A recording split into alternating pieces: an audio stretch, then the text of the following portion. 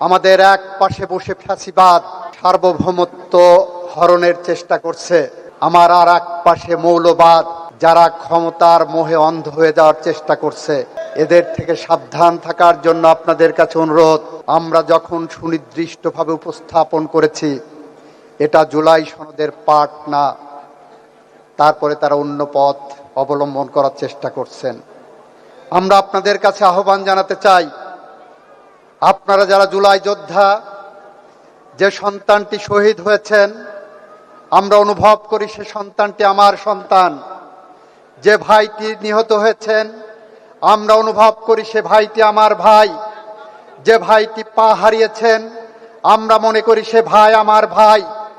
যার রক্ত গিয়েছে আমরা মনে করি আমার রক্ত গিয়েছে। এভাবে আমরা জুলাই সনদকে ধারণ করছি, জুলাই চেতনাকে ধারণ করছি।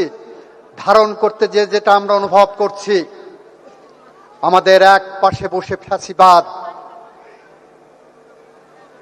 সার্বভৌমত্ব হরণের চেষ্টা করছে, আমার আর এক পাশে মৌলবাদ যারা ক্ষমতার মোহে অন্ধ হয়ে যাওয়ার চেষ্টা করছে। এদের থেকে সাবধান থাকার জন্য আপনাদের কাছে অনুরোধ। জুলাই চেতনাকে ধারণ করে, জুলাই সনদকে সামনে রেখে যে কোনো বিভ্রান্তির পথ পরিহার করার জন্য আপনারা অতন্দ্র প্রহরীর মতো থাকবেন।